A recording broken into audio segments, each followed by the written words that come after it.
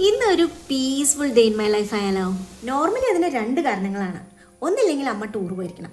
അത് അമ്മ പ്രശ്നക്കാരി ആയതുകൊണ്ടല്ല കേട്ടോ, അമ്മ ഹെൽപ്ഫുൾ ആയതുകൊണ്ടാണ്. അമ്മമാരുള്ളപ്പോൾ അറിയാലോ, ഇട്ടെറിഞ്ഞ് അങ്ങോട്ട് പോവാം. കുട്ടികൾ സ്കൂളിലും പോയി വിഷ്ണുവേട്ടനും ഇല്ലെങ്കിൽ പിന്നെ അച്ഛൻ്റെ കാര്യങ്ങളും അച്ഛൻ്റെ ഇഷ്ടങ്ങളും ഒക്കെ അമ്മ ഉണ്ടാക്കി അമ്മ എല്ലാം ഡീൽ ചെയ്തോളും.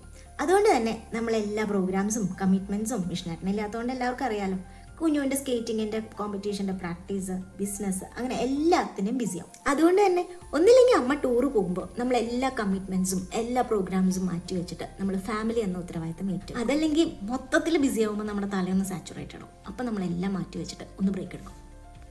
അങ്ങനെയെല്ലാം മാറ്റിവെച്ച് ഒരു സമാധാനത്തിൻ്റെ ഡേ ഇൻ മൈ ലൈഫ് ചെയ്യാമെന്ന് വിചാരിച്ച് ഞാനിങ്ങനെ പുറപ്പെടുമ്പോഴാണ് ഇതുപോലത്തെ തന്നെ സമാധാനത്തിൻ്റെ ഡേ ഇൻ മൈ ലൈഫിൻ്റെ വീഡിയോ എടുത്തിട്ട് അതിന് തിരിഞ്ഞു പോലും അടുത്ത പ്രോഗ്രാം കമ്മിറ്റ് ചെയ്ത് എൻ്റെ പ്രതിഷേധത്തിൽ എന്നെ നോക്കുന്നത് കണ്ടത്.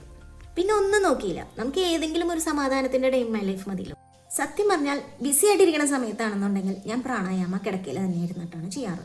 അതല്ല എന്നുണ്ട് നമ്മളെല്ലാ കാര്യങ്ങളും മാറ്റി വെച്ചിട്ടുള്ള ആണ് ചെയ്യണമെന്നുണ്ടെങ്കിൽ ഞാൻ ഇതേപോലെ ഇറയത്ത് വന്നിരുന്ന് നല്ല ഓപ്പൺ എയറിൽ പ്രാണായാമം ചെയ്യും. അതിൻ്റെ ഒരു ഹീലിംഗ് പ്രത്യേകത തന്നെയാണ് കേട്ടോ. നല്ല തണുത്ത വായുവിൽ നമ്മൾ പ്രാണായാമം ചെയ്യണതിന് ഭയങ്കര ഒരു എനർജി തന്നെയാണ് കേട്ടോ.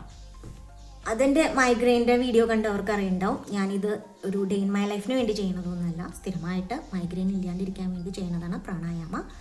ശരിക്കും ഭയങ്കര ഒരു ഹീലിംഗ് പ്രോസസ്സ്, സ്ട്രെസ് ഫ്രീ, എന്തോ ഭയങ്കര സമാധാനം, സന്തോഷം ഇതെല്ലാം നൽകുന്ന ഒരു പ്രോസസ്സ് തന്നെയാണ്. അതിനുശേഷം ഞാൻ കുട്ടികളെ വിളിക്കും, അവരെ സ്കൂളിലേക്ക് പോകാനായിട്ട്. അപ്പോൾ ഞങ്ങൾക്കുള്ളൊരു ദിവസം ചെയ്യുന്ന ഒരു കാര്യമാണ് നമ്മുടെ വെള്ളം കുടിക്കുക. 2 ഗ്ലാസ് വെള്ളമെങ്കിലും ഞങ്ങൾ കുടിക്കാറുണ്ട്. കുട്ടികൾ 2 ഗ്ലാസ് കുടിക്കാറില്ല, അവർക്ക് മതി എന്ന് തോന്നണ പോലെ അവർ കുടിക്കാറുള്ളൂ. ആക്ച്വലി ഈ ഡേ ഇൻ മൈ ലൈഫും അതുപോലെ ബ്രീത്തിങ് എക്സസൈസും എന്നോട് ഒരുപാട് പേരെ റിക്വസ്റ്റ് ചെയ്യുന്നു. എത്രയും പെട്ടെന്ന് ഞാൻ എൻ്റെ ബ്രീത്തിങ് എക്സസൈസും ഇടാൻ ശ്രമിക്കുന്നതായിരിക്കും കേട്ടോ. ബ്രഷ് ചെയ്ത് കഴിഞ്ഞാൽ കുഞ്ഞുവിനെ കുറച്ച് നേരം അച്ചിച്ചൻ്റെ അടുത്ത് പോയി ഒന്ന് കൊഞ്ചൻ്റെ പതിവാണ് കേട്ടോ. കുഞ്ഞുവിനെ മിക്ക ദിവസവും വൈകിട്ട് സ്കേറ്റിംഗ് ഉണ്ട്, കോമ്പറ്റീഷൻ്റെ പ്രാക്ടീസ് ഉണ്ട്. അതുകൊണ്ട് തന്നെ വൈകിട്ടാണ് കുഞ്ഞുവിൻ്റെ ഡീറ്റെയിൽ ആയിട്ടുള്ള കുളി. രാവിലെ ഒരു ചെറിയ മേലെഴുകലേ ഉള്ളൂ, അതൊക്കെ കുട്ടികളൊക്കെ തന്നെ ചെയ്യും. ഈ സമയം ഞാൻ ചായ വയ്ക്കുക, നമ്മുടെ കുട്ടികളുടെ ബ്രേക്ക്ഫാസ്റ്റ് ഉണ്ടാക്കുക എന്നിവ പ്രോസസ്സിലേക്ക് കിടക്കുകയാണ് കേട്ടോ. കുഞ്ഞുവിന് ഭയങ്കര ഇഷ്ടമായിട്ടിരിക്കുകയാണ് ഡേ ഇൻ മൈ ലൈഫിൽ.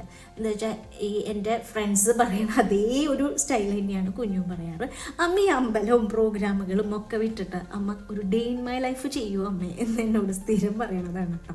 പക്ഷെ എനിക്കിങ്ങനെ ഡേ ഇൻ മൈ ലൈഫ് ചെയ്യണമെങ്കിൽ നമുക്കറിയാലോ, അത്യാവശ്യം നല്ല ക്ഷമയും വേണം, സമയവും വേണം. അപ്പോൾ ഇങ്ങനെയുള്ള ഒരു എല്ലാം മാറ്റി വെച്ചിട്ട് നമ്മൾ വീടായിട്ടിരിക്കുമ്പോഴേ നമുക്ക് ഡേ ഇൻ മൈ ലൈഫ് ചെയ്യാൻ പറ്റുള്ളൂ.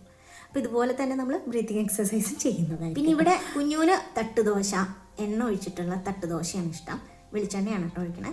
പ്രണവിന് നല്ല നെയ്യ് ഒഴിച്ചിട്ടുള്ള നെയ്യ് റോസ്റ്റുമാണ് ഇഷ്ടം. അങ്ങനെ അതുകൊണ്ടാണ് കേട്ടോ 2 കല്ല് വയ്ക്കുന്നത്. പ്രണവിന് കുറച്ച് നാടാണ്, അതുകൊണ്ട് അമ്മ ഡേ ഇൻ മൈ ലൈഫ് എടുക്കുക എന്നുള്ളൊരു ഇതിലാണ് 2 പേരും നിൽക്കുന്നത്. ആക്ച്വലി അവൻ പോണതിന് മുന്നേ എനിക്കൊരു ഉമ്മ തരാറുണ്ട് കേട്ടോ. പക്ഷെ അവൻ എനിക്ക് എൻ്റെ വീഡിയോ എടുക്കുന്നത് കൊണ്ട് അവൻ എനിക്ക് തന്നില്ല. കുഞ്ഞു എനിക്ക് തരുന്ന വീഡിയോ ഞാൻ എടുത്തു എന്നാണ് വിചാരിച്ചത്. പക്ഷെ ആക്ച്വലി ആ സമയത്ത് ഞാൻ വീഡിയോയുടെ ബട്ടൺ ഓൺ ചെയ്തില്ല എന്ന് പിന്നെയാണ് എനിക്ക് മനസ്സിലായി. 8 മണിക്ക് കുട്ടികൾ പോയി കഴിഞ്ഞാൽ കുറച്ച് നേരം ഞാൻ സൂര്യ നമസ്കാരവും അതുപോലെ ചക്ര ഹീലിംഗ് പോസസ് ആയിട്ടുള്ള കുറച്ച് പോസുകളുണ്ട്, അതും ചെയ്യാറുണ്ട് കേട്ടോ. അതൊക്കെ ഇങ്ങനെ ഡീറ്റെയിൽ ആയിട്ട് നമ്മൾ പറയാൻ നിന്ന് കഴിഞ്ഞാൽ വീഡിയോ ഒരുപാട് ലെങ്തിയാവും. ഞാൻ ജസ്റ്റ് ഒന്ന് ഓടിച്ച് ചെയ്യും. ഇതൊക്കെ ഞാൻ മൈഗ്രെയിൻ്റെ ടിപ്സ്, മൈഗ്രെയിൻ നമുക്ക് ഇല്ലാണ്ടാവാൻ ഉള്ള ടിപ്സ് എല്ലാം പറഞ്ഞിട്ടുണ്ട്. മൈഗ്രെയിൻ വന്നേ പിന്നെയാണ് കേട്ടോ ഞാനിതൊക്കെ റെഗുലറായിട്ട് ഇങ്ങനെ ചെയ്യാൻ തുടങ്ങുന്നത്. നോർമലി ഇതുപോലെ റേത്ത് വന്നിരുന്ന് ചെയ്യലും ഒക്കെ ആയിട്ട് നമ്മൾ എപ്പോഴെങ്കിലും ഉള്ളൂ, റൂമിൽ പെട്ടെന്ന് ചെയ്ത് പോകലും പതിവാണ്. ഇതന്നെ വേണമെന്നൊന്നും ഇല്ല കേട്ടോ, എന്തെങ്കിലും ഒരു ചെറിയ എക്സസൈസ് ചെയ്യുന്നത് നമ്മുടെ ഹെൽത്തിനും മൈൻഡിനും ഒക്കെ ഒരു വളരെ നല്ലതാണ്. ഇനി കുറച്ച് നേരം റിലാക്സേഷനാണ്. നമ്മൾ കുളിക്കണതിന് മുൻപൊരു വേർപ്പൊക്കെ ഇങ്ങനെ അറലുണ്ടല്ലോ, അത് ഇറയത്ത് വന്നിരുന്ന് ഇങ്ങനെ ചായ കുടിക്കുമ്പോൾ ഭയങ്കര ഒരു ഫീലാട്ടോ, നല്ല സുഖമാണ്. അതുകൊണ്ട് എത്ര ബിസി ആണെങ്കിലും മിക്കപ്പോഴും ഞാൻ ഇറയത്ത് വന്നിരുന്ന് ഇങ്ങനെ ചായ കുടിക്കും. അതിൻ്റെ കൂടെ നമ്മുടെ ഈ അമ്പലത്തിലേക്ക് പോണ ആൾക്കാരുടെ അടുത്തൊക്കെ കത്തിയും വയ്ക്കും കേട്ടോ. വിളിച്ചു പറഞ്ഞിട്ട് ഉറക്കെയായിരിക്കും ചിലപ്പോൾ സംസാരിക്കുക. അമ്മയില്ലാത്തതുകൊണ്ട് തന്നെ നമ്മൾ അച്ഛനെ കൺസിഡർ ചെയ്യണമല്ലോ. അതുകൊണ്ട് തന്നെ അച്ഛനുള്ള ദോശയും ചായയും ഒക്കെ ഉണ്ടാക്കി വെച്ചതിന് ശേഷമാണ് ഞാൻ പിന്നെ കുളിക്കാൻ പോകാറ് കേട്ടോ. 9 മണി കഴിഞ്ഞാൽ ഭവാൻ ചേച്ചി വരും കേട്ടോ. നേരത്തെ പറഞ്ഞിരുന്നെങ്കിൽ ഞാൻ നല്ല ഡ്രസ്സിൽ വരും. തൊട്ട് എൻ്റെ അടുത്തുള്ള പരാതി. അതെന്തിട്ടൊന്നിന്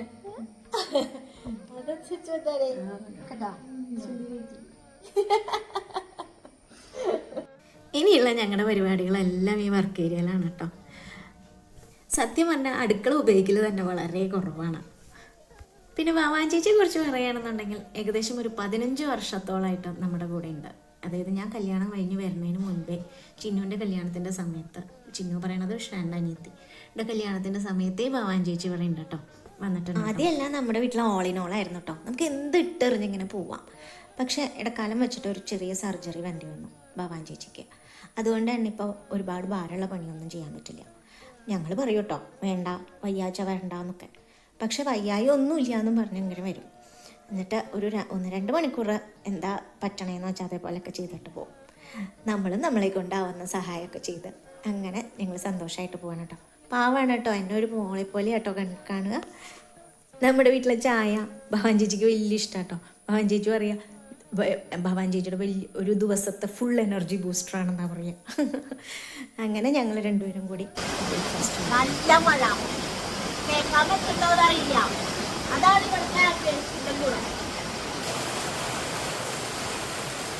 നല്ല മഴയാണ്. സത്യം പറഞ്ഞാൽ വലിയ അടുക്കളയാണ് അകത്ത് എന്നുള്ളതുണ്ടെങ്കിലും ഞങ്ങൾക്ക് ഈ വർക്ക് ഏരിയയിൽ ഇരുന്ന് ഈ മഴയും ഒക്കെ ആസ്വദിച്ച് ഇങ്ങനെ ജോലി ചെയ്യാനായിട്ട് ഏറ്റവും ഇഷ്ടം. പിന്നെ ഉണ്ടല്ലോ, ഞങ്ങൾ ശർക്കരപ്പൊടിയാണ് കേട്ടോ ചായയിലിടുക. പഞ്ചസാര നമ്മൾ ഉപേക്ഷിച്ചിരിക്കുകയാണ്. പക്ഷേ ശർക്കര അരിഞ്ഞിടുകയാണെന്നുണ്ടെങ്കിൽ നമുക്ക് ശർക്കരയുടെ ടേസ്റ്റ് വ്യത്യാസം മനസ്സിലാവും. പക്ഷേ ഇങ്ങനെ പൊടി, ഈ ശർക്കരപ്പൊടി വാങ്ങിയിട്ട് നമ്മളിങ്ങനെ പഞ്ചസാര പോലെ കലക്കി നമ്മൾ ചായയിൽ കുടിക്കുമ്പോൾ നമുക്കങ്ങനെ ഒരു വ്യത്യാസം മനസ്സിലാവില്ല കേട്ടോ. ശരിക്കും പഞ്ചസാര ഇട്ട് കുടിക്കണ പോലെ തന്നെ ഉണ്ട്. ഇനി അടുത്ത പരിപാടി നമ്മുടെ കൂട്ടായ്മയും കാര്യങ്ങളും അമ്മയില്ലാലോ, എൻ്റെ ഡ്യൂട്ടിയാണല്ലോ. പിന്നെ വേറൊരു പ്രത്യേകത പറയട്ടെ, ഈ വർക്ക് ഏരിയയിലുള്ള മിക്ക സാധനങ്ങളും പണ്ടത്തെ വീട്ടിലെ ഇതുകൊണ്ട് ഉണ്ടാക്കിയിരിക്കണതാണ് കേട്ടോ.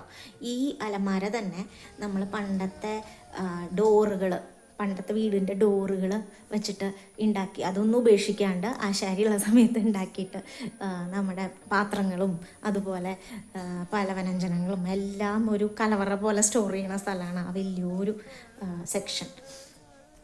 ഇവിടെ നോൺ വെജ് ഒന്നും വയ്ക്കില്ല കേട്ടോ, വെജിറ്റേറിയൻസാണ് നമ്മൾ. അതുകൊണ്ട് തന്നെ ഇന്നത്തെ വിഭവം മോരൊഴിച്ച് കൂട്ടാനും ബീട്രൂട്ടും ക്യാരറ്റും കൂടിയിട്ടുള്ള ഒരു മെഴുക്ക് വരട്ടിയും ഒരു തക്കാളി കൂട്ടാൻ എന്നൊക്കെ പറയും, അതും പപ്പടം, പിന്നെ കൊണ്ടാട്ടം, അച്ചാറ്, തൈര് എന്നിവയൊക്കെ നമ്മുടെ അവിടെ മസ്റ്റാണ് കേട്ടോ.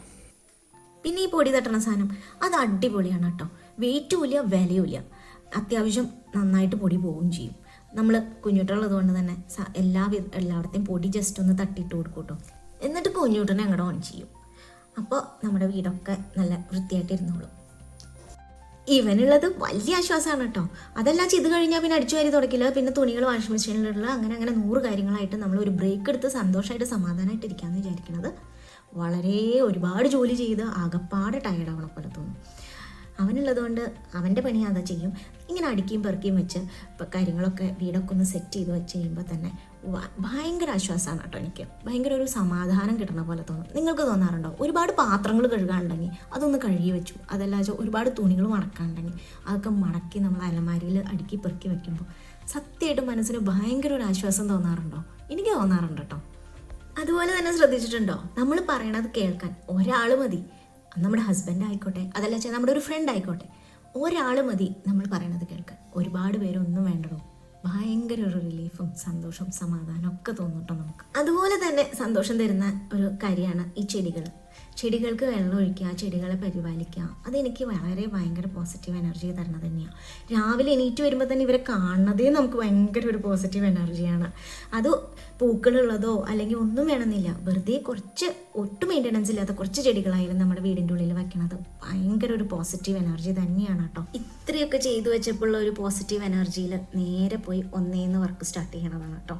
എഡിറ്റ് ചെയ്യുന്നത് തന്നെയാണ്, കുറേ പെയിൻറ്റിങ് ഉണ്ടാവും, അതൊക്കെ ഇരുന്ന് ചെയ്യലും, അതുപോലെ ചിലപ്പോൾ കുറച്ച് കണക്കുകളൊക്കെ നോക്കാനുണ്ടായിരുന്നു, അതൊക്കെ ചെയ്യലാണ് കേട്ടോ മെയിൻ പരിപാടി. എന്തൊക്കെയാണെങ്കിലും ഏറ്റവും സക്സസ്, ജീവിതത്തിൽ ഒരു സക്സസ് എന്ന് ഞാൻ വിശ്വസിക്കുന്നത് സന്തോഷമായിട്ടിരിക്കൽ തന്നെയാണ്. നമുക്കൊരു വലിയ ജോലിയോ വലിയ ഒരു സ്ഥിതിയിലോ നമ്മൾ താമസിച്ചിട്ട് നമ്മളവിടെ ഹാപ്പി അല്ല, നമ്മൾ സന്തോഷമല്ല എന്നുണ്ടെങ്കിൽ അവിടെ എന്ത് സക്സസ്സാണ് ഉണ്ടാവണേന്ന് എനിക്കറിയില്ല കേട്ടോ. നമ്മുടെ ജീവിതത്തിൽ ഒരുപാട് കുറവുകളുണ്ടാവും, അങ്ങോട്ടും ഇങ്ങോട്ടും നോക്കണ്ട. ആരുടെ ജീവിതം ജീവിതത്തിലും എല്ലാം ലഭിച്ചിട്ടുണ്ടാവില്ല. അതുകൊണ്ട് തന്നെ നമ്മുടെ ജീവിതത്തിൽ എന്താണോ ഈശ്വരൻ നമുക്ക് തന്നത് അതിൽ നമ്മൾ ഫുൾ ഹാപ്പിയായി സംതൃപ്തിയോടുകൂടി ജീവിക്കാൻ നമ്മൾ ശ്രമിക്കണം. ഒരുപാട് ഫിലോസഫി പറഞ്ഞ് ഞാനിനി നിങ്ങളെ ബോറടിപ്പിക്കുന്നില്ല. വൈകുന്നേരത്തെ വരെ വീഡിയോ സത്യം പറഞ്ഞാൽ ഞാൻ എടുത്തിട്ടുണ്ട്. പക്ഷെ അതുവരെ നമ്മൾ ഇട്ട് കഴിഞ്ഞാൽ വീഡിയോ ഒരുപാട് ലെങ്തി ആവും. അത് നിങ്ങൾക്കും ബോറായിരിക്കും, എനിക്കും ബോറായിരിക്കും. അപ്പോൾ നമുക്കത് ഇന്ന് ഇവിടെ വെച്ച് നമുക്ക് നിർത്താം. ഈവനിങ് വൈബ്സ് ആയിട്ട് ഒരു 10 മിനിറ്റ് നമുക്ക് അടുത്തൊരു ദിവസം നമുക്ക് തുടങ്ങാം. അപ്പോൾ 10 മിനിറ്റ് ആയിട്ടുള്ള നമ്മൾ സംസാരം അത് വളരെ എഫക്റ്റീവായിട്ട് പോസിറ്റീവ് എനർജി ആയിട്ട് നമുക്ക് നിൽക്കും. അപ്പോൾ എല്ലാവരും ജീവിതം മാക്സിമം ഹാപ്പി ആയിട്ട് ജീവിക്കുക, സന്തോഷമായിട്ടിരിക്കുക. വീഡിയോ ഇഷ്ടമായാൽ ലൈക്ക് ചെയ്യുക, ഷെയർ ചെയ്യുക, കമൻറ്റ് ചെയ്യുക.